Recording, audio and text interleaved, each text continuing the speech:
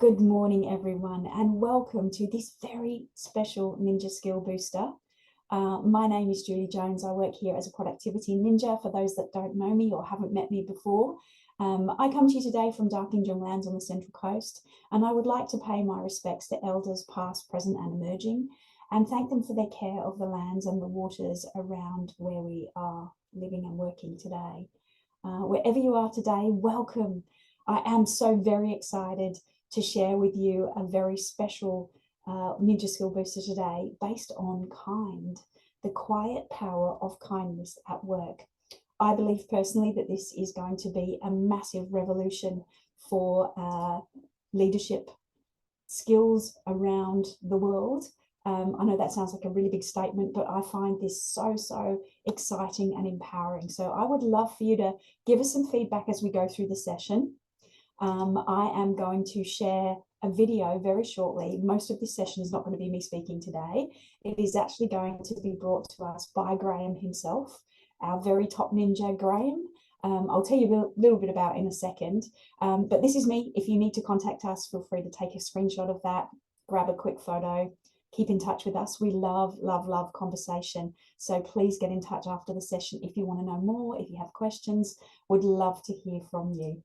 Please use the chat box during the session too. I'm going to pop some comments in the chat box as we go through the session so that you can really get a little bit of a vibe about the main content of this brand new book. So we're going to be talking, as I mentioned, about kindful leadership. We're going to be talking about this concept of kind from our wonderful ninja, Graham Allcott. Graham is the founder of Think Productive and was also the author of our very first book, The How to Be a Productivity Ninja.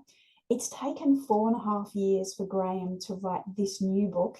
There have been other books in the wings in between, but Kind has been an amazing journey. You'll hear some of this story in the video that Graham is going to share with us. He's going to talk us through how kindness can really be a new way of leading, a new way of helping others in our organization, helping us to set up the right culture, ensuring that we have these principles at the heart of everything that we do. Okay, I'm not going to say too much more. I just want to get into sharing this video with you because it is absolutely fabulous.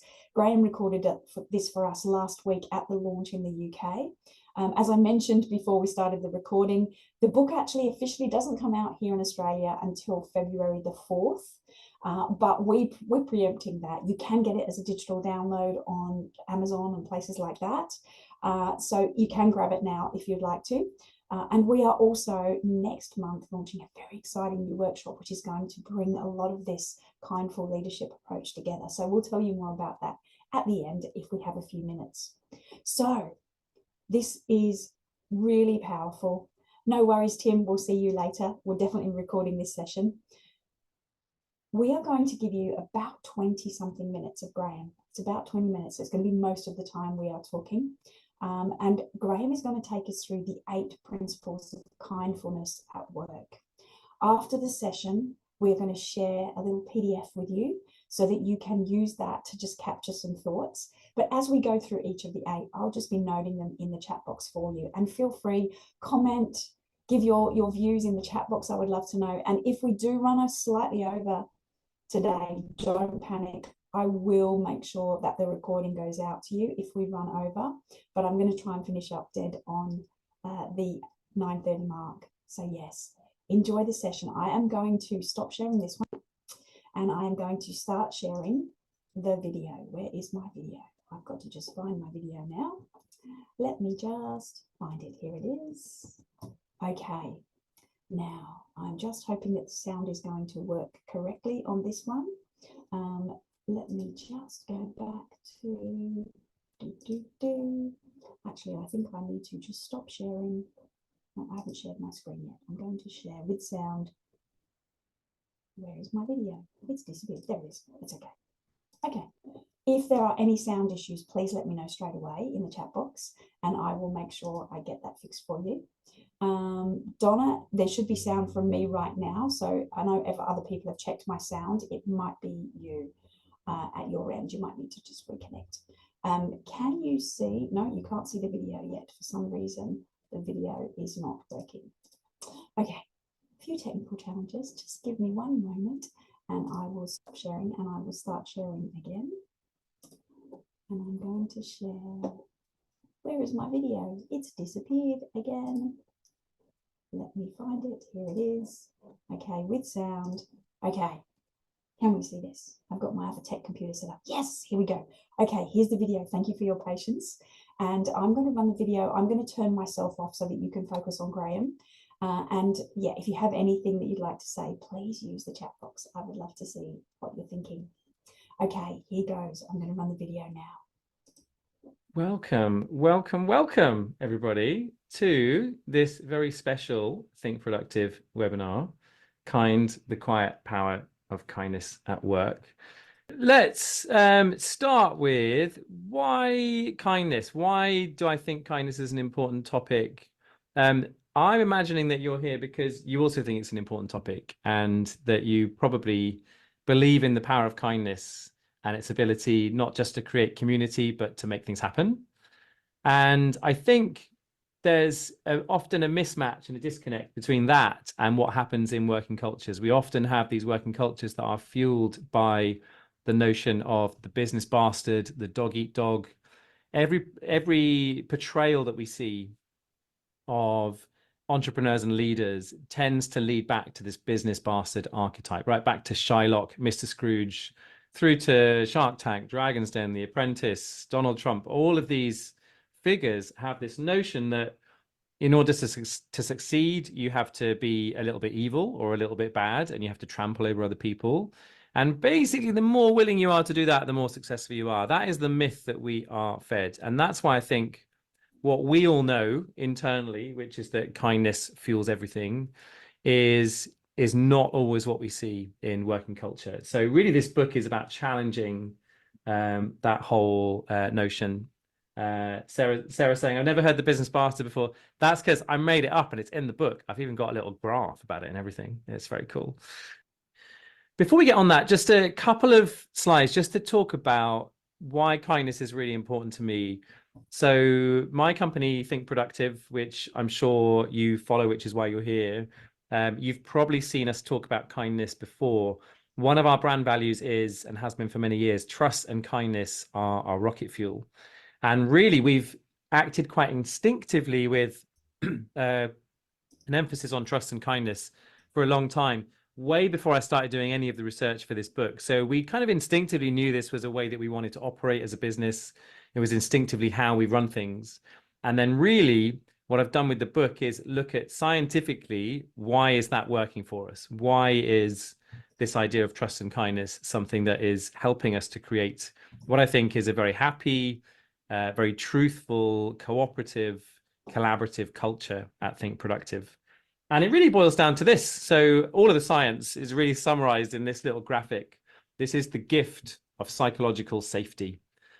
So I'll explain psychological safety in a second, but the idea is that when you have kindness, you get more empathy. So whenever I've done kindness challenges with people as part of my Kindful Leadership programs, the thing that happens within that is that when you have to go out and be kind every day, because that's your challenge, then what tends to happen is you connect more in with the needs of other people. You become more empathetic. And empathy is actually something that, from a neuroplasticity point of view, you can actually learn to become more of. So that's why I'm talking about practice here as something really important. And then when you're more empathetic, you're naturally more kind. So you've got this loop of kindness and empathy happening. And what that does is it builds trust. So once you start to have trust with the other people that you work with, you start to see that being a two-way process where they would then want to be kinder and more empathetic with you. And it really builds from there. And then psychological safety is really what happens at a more organizational level when we start to think about people's confidence levels to take interpersonal risks. So psychological safety is a term, actually quite an old term, but popularized by Amy Edmondson and her very pioneering work. She's an American academic, and she coins this term psychological safety as to mean the ability, the perceived ability to take interpersonal risks. So that is stuff like there's something going on, or there's an elephant in the room, or there's a great idea. Do I feel confident enough that I can stand up and talk about that and put that out there and risk the fact that that idea might be ridiculed, it might be challenged, or am I going to just kind of keep quiet and just keep the status quo? So once you have psychological safety in your organization, what you have is a whole bunch of stuff. There's loads of the data that says if your organization is psychologically more safe, then you have higher productivity, you have higher levels of innovation because people contribute those more challenging, those more difficult ideas. You have better critical thinking. People ask better questions. They challenge each other in a really good way. They don't let stuff slide. You have a happier team. You have a higher performing team. You have more creativity because obviously people feel brave enough and emboldened enough to share the ideas that otherwise people might think are just slightly too way out there. So psychological safety really drives performance and is something really important to think about within our teams, within our cultures, within our organizations. And kindness and empathy really are very, very key drivers towards psychological safety. You can also argue all the other things. There's a whole list of other criteria that bring about psychological safety. And basically, you can look at all of those things themselves as kind acts as well, which I talk about in the book. So let's talk about the 8 principles of kindfulness at work. And it starts with you. It is much easier to be kind to other people if you're going to be kind to yourself. And there's a whole bunch of reasons for this, but it's very, very difficult to hear. We tend to think of kindness as this external thing. Who needs my kindness? How do I go out and be kind in the world? And what we often miss when we start with that premise is we miss what's the kindness that we need for ourselves. A lot of this comes down to the difference between having an abundancy mentality or a scarcity mentality. We are taught so much, as I was saying before, about this idea of the business bastard, this idea of dog eat dog, business is war. When you think about how many of the words that we use at work are actually war-related metaphors. You know, we talk about strategy, being caught in the crossfire, all these things. We are taught that there is a very limited pie and we have to take thinner and thinner slices from each other in order to succeed.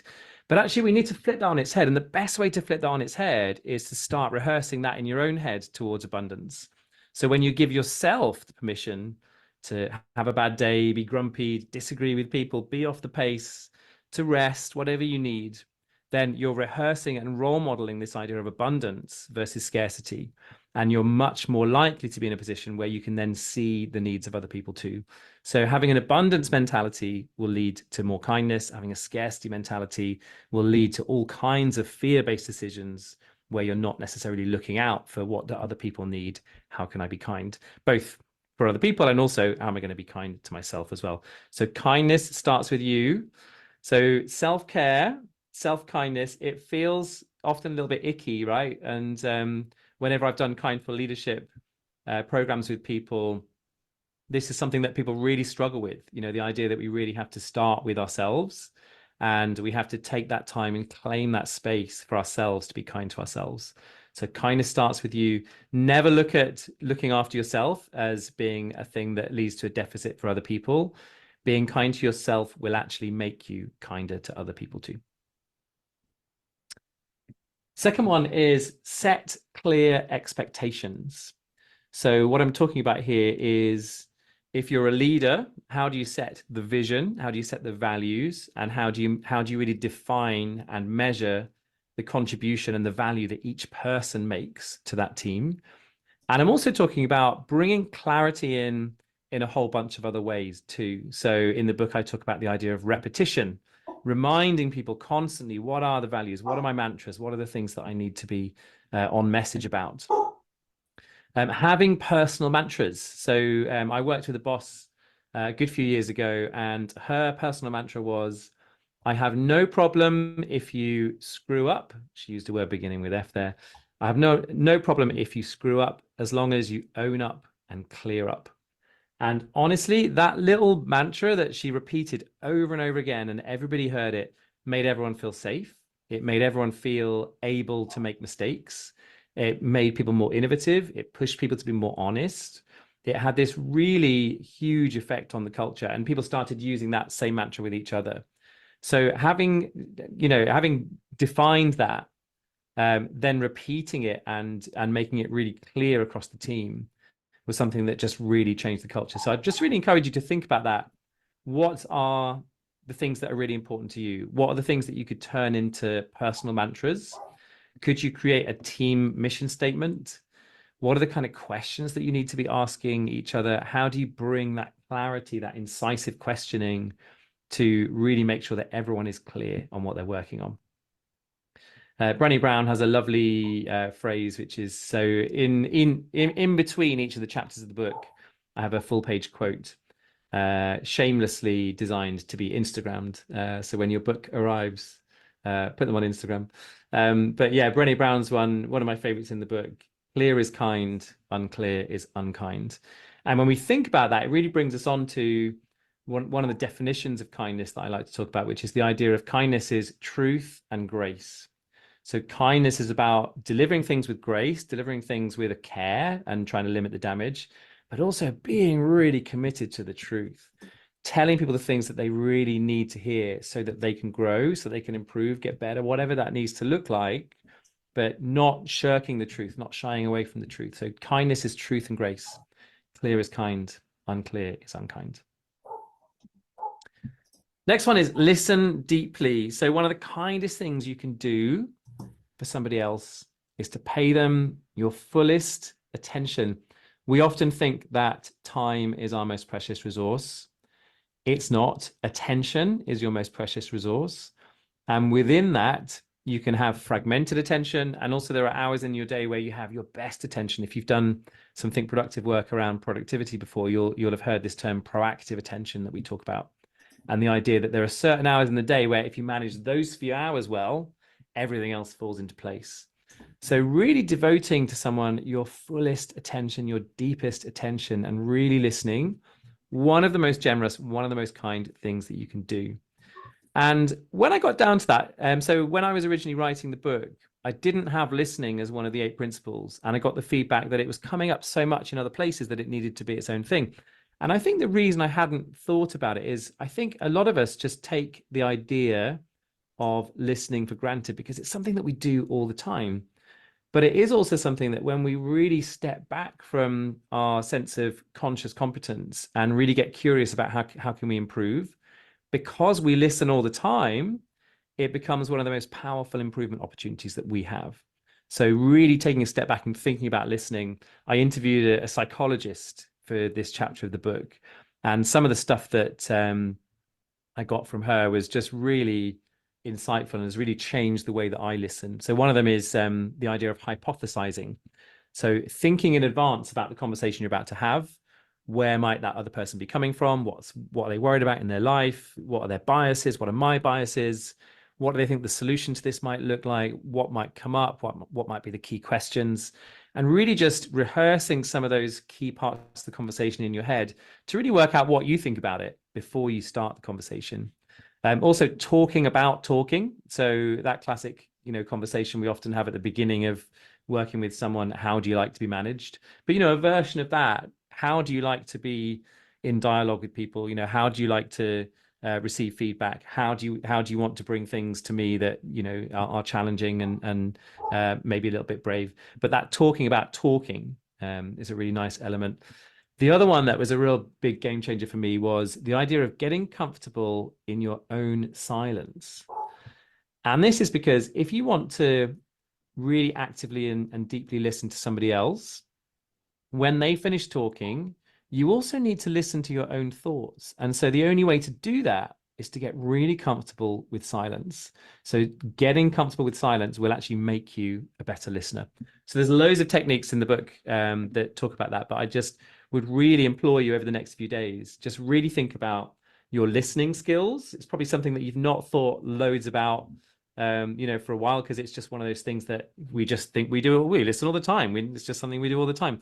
It is something that we can practice, improve, get better at. And silence is something that is a real gift in conversations. If you can really, between the two of you in the conversation, just really develop some comfort around that. One of my other favorite quotes from the book, this is from Alan Alda. Real listening is a willingness to let the other person change you. When I'm willing to let them change me, something happens between us that's more interesting than a pair of dueling monologues. Love that quote. The next one is people first, work second, always. This has been my personal mantra and I think productive mantra for quite a few years now. And the origin of it was we went through this period where it just really felt like everybody in the business was having health issues, personal challenges, bereavements, really difficult stuff in our lives. And I remember talking to Elena, our MD at the time, and just saying, God, I just think like we're really unlucky. You know, we're this relatively young, relatively fit team, and suddenly there's all this medical stuff and all these other problems going on and whatever. And then a while later, I realized, oh no, life is suffering, right? Like, the default of life is not that everything's going well. And so we always need to be thinking about who is in that suffering mode. And so this idea of people first, work second, always, it started as a way of when you get that call, when you get the WhatsApp message, when you get that kind of, have you got 5 minutes kind of conversation? And it's like, I'm really struggling here. I need to take some time out, whatever. When you get that kind of call from one of your team, whether it's someone you manage, whether it's a colleague, then if you've got this mantra, people first, work second, always, it's a commitment to a couple of really important things. It's a commitment to the idea of always, so no exceptions. And what that means is even on the busiest day, even on launch day, if Emily, who's been my absolute rock in this process, if she said to me, hey, I'm really ill, I need to take the day off, then it's like, okay, we've got this. You go and do your thing until you're better. And that's a really important thing, that there's never a day where always doesn't count. And also what's really important about it is it reminds us that it's always somebody's always.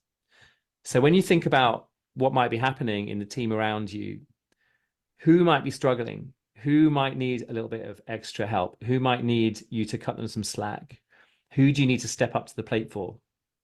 And when we think of life as suffering and suffering as being one of the default settings, then we can think about that from a place of, is it our turn or not? And if we're privileged enough that it's not our turn right now, we're not suffering, we're fine, we're okay, then our job is to look out for who else needs us, who's always might it be right now, who might need that time to step away.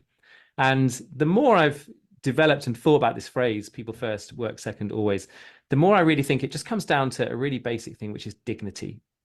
And I think dignity at work is probably one of the most underrated, underused words, but just goes so far and so long in so many different scenarios, right through to I've had really difficult conversations where we've had to make people redundant at work. And in those situations, like the word dignity is just, for me, just something so fundamental. So always just one of those things to really think about dignity. And I think, for me, that just goes such a long way. Be humble. So my friend, Grace Marshall, one of our productivity ninjas, has a lovely phrase, which is be the spotlight, not the star. And there's that really famous Harry S. Truman quote where he says, it's amazing what you can accomplish when you don't care who gets the credit. So I think great leaders and great team members are really good at giving credit, but also taking responsibility. And humility is something that will really set the tone so that you can get that psychological safety and get that sense of communication and cooperation within your team. I worked for my first boss, and this is a little story from the book. My first boss was a guy called Max. And when I did my induction with Max, he had this printed out Word document, bullet points, bullet points. It was all this stuff like go and see payroll and sign your payroll forms and go and talk to the fire people thing and all of this stuff on this list. And then it was like, I'm going to tell you about this stuff. And then I'm going to tell you about this and this. I'm going to tell you about how the meetings work. And so we had this whole list of stuff. And it got to about 4 o'clock in the afternoon. We've been doing my induction day all day. And the last bullet point on this Word document, it just said, I'm harmless. Just 2 words, I'm harmless. And Max just basically said, the door's always open. If you need stuff, come and ask for help. I will back you in taking decisions. I'm not going to shout at you. I'm not going to, rule by fear. And Max really stuck to that. And that was really his sort of guiding principle of how he managed me.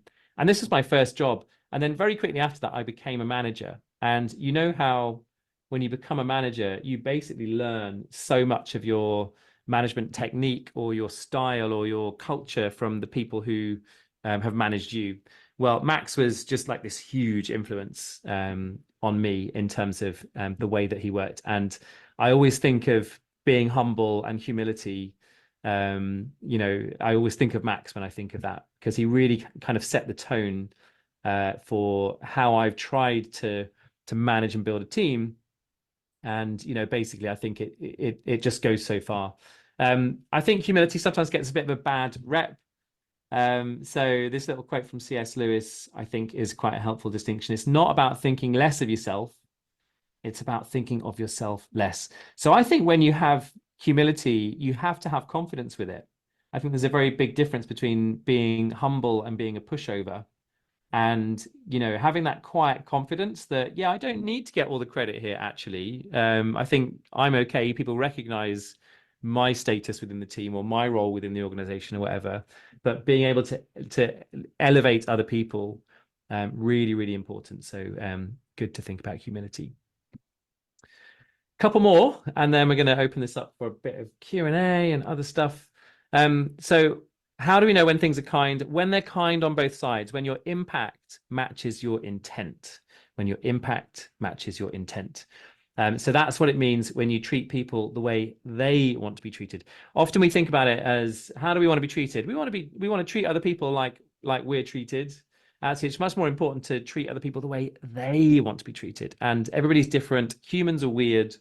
We will probably have a different appreciation for a birthday cake and a big celebration to somebody else. For some people, that's exactly what they love. Like, make a big fuss of me, 4-day festival for my birthday. For me, I want a quiet card. I don't want a spotlight on me. Introvert, extrovert. There's all kinds of different things at play here.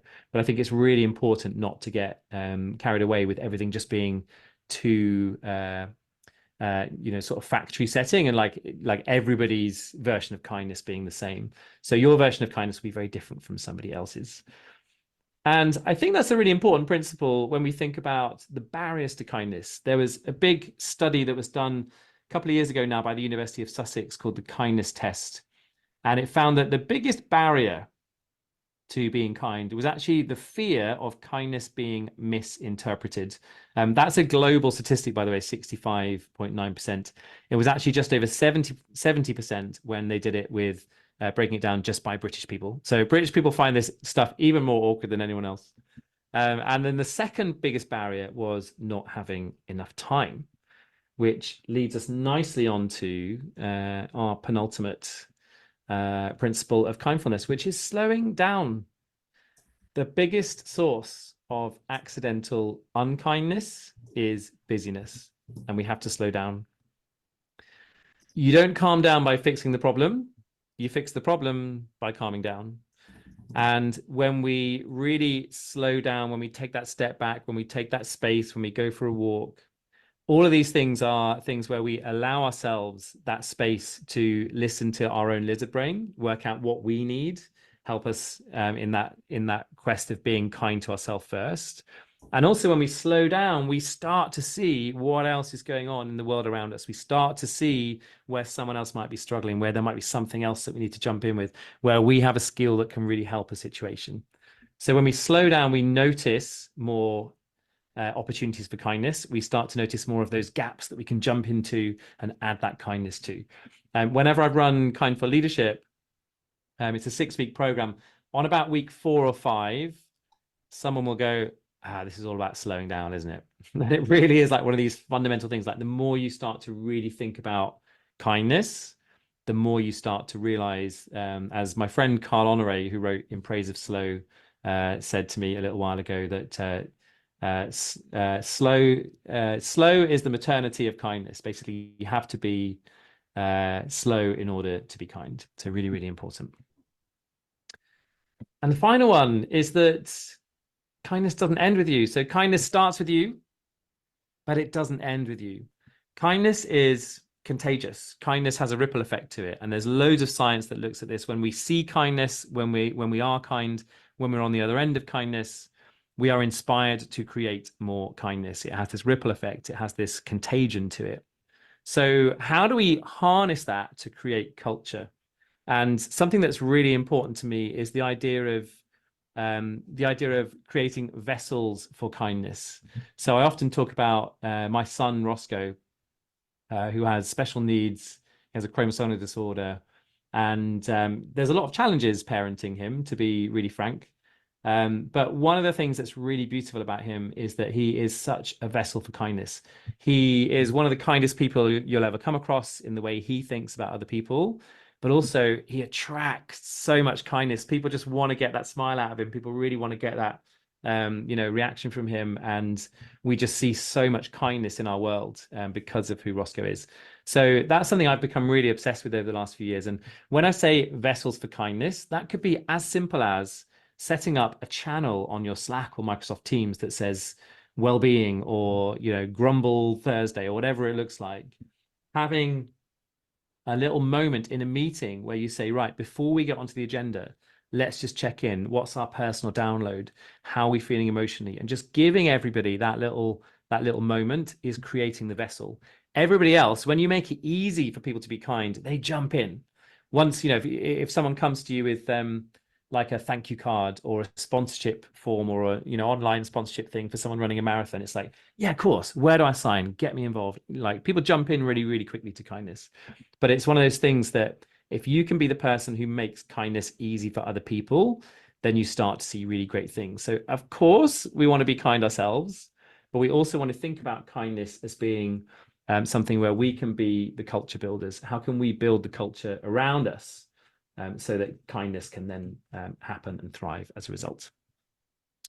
Those are our 8 principles of kindfulness at work. I've just basically run through half the book in about 15 minutes. So I hope you're...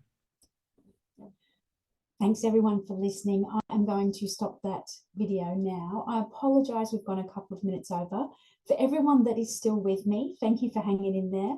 I am just going to wrap up the session. I'm going to go back and share my screen, and I'm going to turn my camera on so I can see you. I wanted to just pause and just ask for your thoughts there, please, in the chat box. What do you think of this stuff?